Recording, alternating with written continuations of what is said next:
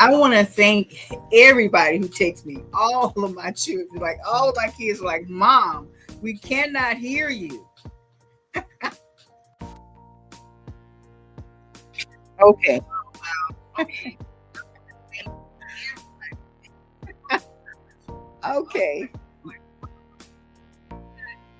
Okay.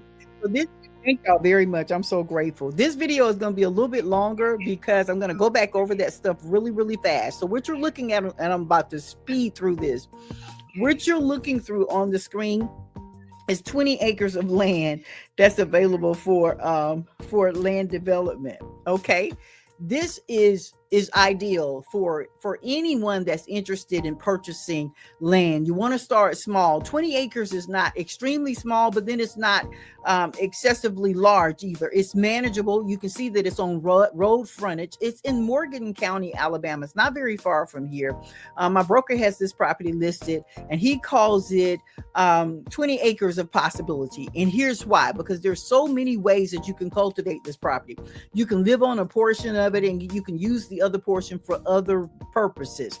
I'm cutting it short because I just spent 17 minutes in silence talking to you guys, and nobody was hearing me. So now I'm going to talk to you about how you can get this land. Some things that I mentioned prior to was how Fannie Mae had modified its underwriting program so that they have removed the minimum FICO score in their underwriting. So they have a desktop underwriting program that's automated, and then there's also a manual underwriting program. Well, in the desktop, the automated program for underwriting, Fannie Mae has a set of guidelines that were programmed into that desktop automated underwriter, right?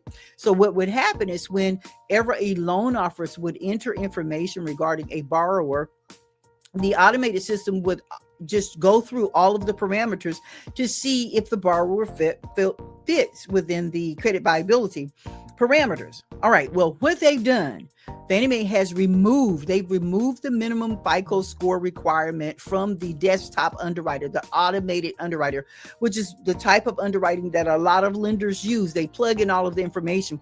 They'll use a manual underwriter if possible, if necessary. But for the most part, they usually, or a large percentage of the time, would use the desktop underwriter, which was contained or had a parameter that was based on the minimum score that had been applied. That's no longer applied. Now what they're doing is they're going about a holistic way of considering factors that are involved. So for people who are concerned about cash reserve or consistency with income or maybe payment history, there are some other ways that you can be found as a viable buyer. They've switched their policies.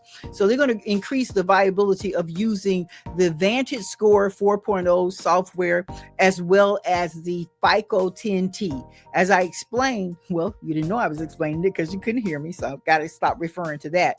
The Vantage Score 4.0 is a way for them to predict your credit viability. They can predict what your payment history is going to be. Okay.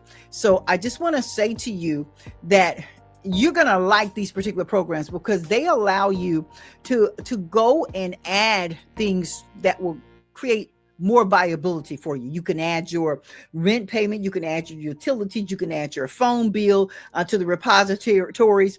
And these systems over a 24-month period of time will average out and create a predictability as to your credit viability. I am going to stop now, and I'm not going to go over this a whole lot. I just want to say thank you to everybody that's watching, and to everybody, specifically my daughters. Oh, I love them. Adana and Carolyn, thank you so much for being so persistent to make sure that I understood that I couldn't be heard. Oh my God. Okay, so there was so much information that went forth. The FICO 10T software is a time release view of a person's credit.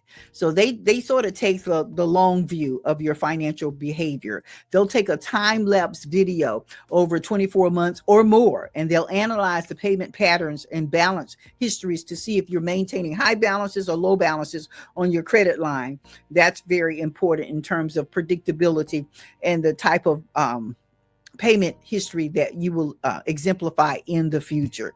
That's just to give you an idea of the modified underwriting guidelines and what they're going to be using now to determine your credit history. Now, it's not that they're not going to use credit repositories. They probably still will. That's been adjusted a little bit, as we mentioned last week, whereby instead of using all three credit repositories, they'll now only be using, possibly only using 2 credit repositories. And we discussed that. But a lot of the underwriting guidelines are going to be based on, again, those 2 softwares, Vantage Score 4.0 and the FICO 10T. So I want to make sure that I put these things up on the screen. So there are some things here that you can do in terms of, I hope you can see that, in terms of some modifications that have been made to reform the Consumer Borrowing Protection Act. The reporting guidelines specifically having to do with paid collections, any medical bill that you have that's below, it's $500 or below, and it's been paid, that's going to be removed from your report. It'll be excluded. And then also, if you have a medical debt that's below $500 that has not been paid yet, you get a 180-day grace period before they begin to report it. So that's something that you want to take a look at.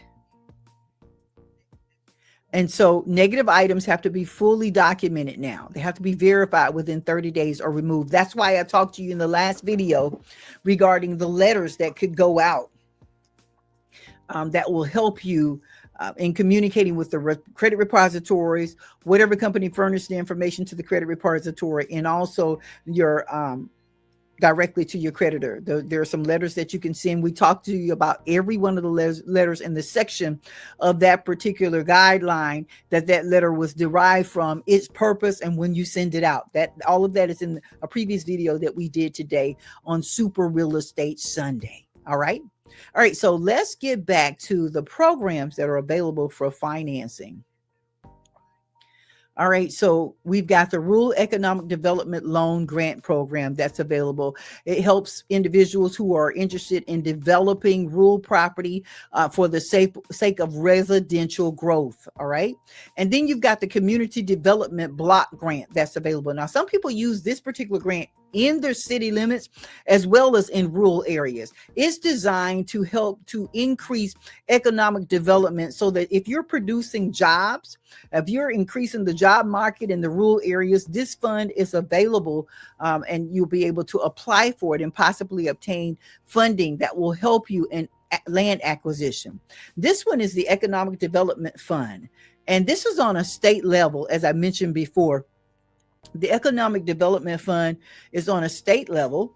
And so many states, specifically Alabama, will administer this Economic Development Fund to provide grants for the infrastructure and site development of land. These funds can cover water, sewage, road improvements, even land related costs tied to expansion. So if this is specifically for business expansion. So if your company, your corporation is interested in purchasing land, but you need financial assistance in setting up the infrastructure. I mean, you can buy the land, but that's pretty much all you can do because you're in a position where you might be unable to develop it in whatever ways. This helps you cover water, sewer costs, road improvements or development, even any kind of land related cost that's tied to business expansion or job creation. If you're going to be creating jobs in rural areas, this Economic Development Fund that's released on a state level is available to you. So the grant has a ceiling. It's around $400,000, and it has requirements for, so if you say that you're going to provide certain types of jobs, then it has a job commitment requirement that they hold you to when they release these funds to you. The next type of loan is the local revolving loan. Local revolving loan. All right, this loan is funded through the USDA and also state administered programs. It's to assist with local utilities and municipalities, and it's often established for a revolving fund or in the form of a revolving fund. Yeah. So it's a revolving fund that can be tapped into for the purchase of land and development projects. So if you're a part of an organization and you guys are looking to establish an agricultural community, all right, but you're going to need local utilities, and you're going to need to set up your local municipalities in the agricultural community that you want to establish. You want to purchase, 50, 60 acres of land, and you want to set up like a homestead, a community agriculture development there. All right, you're going to start a community, an agricultural community there. You purchase land for that. You're going to start subdividing and setting up that land so that you can develop it. Maybe 10-acre lots, 10-acre lots in that development, or 5-acre lots in that development, right? Okay, you're going to need local utilities and municipalities set up and established from the ground up. This revolving fund can help you to provide finances for the purchase of the land and the development of the land. These are particularly useful for small businesses, for corporations, for nonprofits looking to expand facilities in rural areas. Local revolving fund. All right, local revolving loan fund. The last one that we're going to end with today is specialized housing and community revitalization grants. Yeah, specialized housing and community revitalization grants. All right. So these type of programs fund housing and rehabilitation for neighborhoods and for the revitalization of different neighborhoods. Now, it can include also land acquisition. So you can purchase land for different projects. You may want to expand into the rural areas and create some type of affordable housing in the rural areas, right? Where they have the acreage and such, but you're making it affordable. And you're going to include some type of agricultural development. It's not necessary to include agricultural development, but it's a good idea if you're going to expand into the rural areas. These grants are especially targeted towards low-income, senior, or disabled populations. It makes a pathway for them to secure land for housing-related developments. You can get this done in the city, but you can also use it for rural funding as well. Listen, I hope this has been beneficial for you. So what we're going to explore possibly on next week's real estate program, as we talk about Super Real Estate Sunday, we're going to be talking about exploring rural economic development, loan and grant programs. We're going to talk a little bit about reviewing community development and also block grant loan acquisitions. We talked a little bit about that, but we didn't expand into it today like we're going to do next week. And we're going to compare some of the state level economic development funding program and opportunities with some of the local. When I say local, I'm talking about local rural areas. All right. We're also going to talk about revolving loan funds and how, when they support land purchase, where is that money coming from? How they're going to determine who gets what and how much allocation is involved. What's the ceiling on that? We're going to talk about that. And we're going to investigate housing and revitalization grants that are available for rural areas, for land in certain areas, not just in the city. So I hope this has been beneficial to you. I want to remind you that there are all kinds of opportunities that are available if you're interested in becoming a landowner. Yeah, there are all kinds of opportunities available. And I want to be available as a resource in any way possible. That's my job as a land professional. So I want to remind you, whether you are buying or selling or developing your land, no matter what your land journey may be. I'm Jacqueline Battle, National Land Realty, and I want to remind you that this whole land journey is a step towards building something eternal. So when you take a look at it, don't just look at it based on what you're doing today or the next 1 or 2 decades. No. You want to look at this from a different standpoint so that you know how to build. So it doesn't matter whether you're buying, it doesn't matter whether you're selling, or whether you're developing, your land journey, your individual land journey, your corporate land journey, your family's land journey, your journey is a step towards building something that's eternal. Yeah. Meditate on that. Building something that's eternal. Well, I'm Jacqueline Battle, National Land Realty, and I'm reminding you to build something that's eternal. Thank you.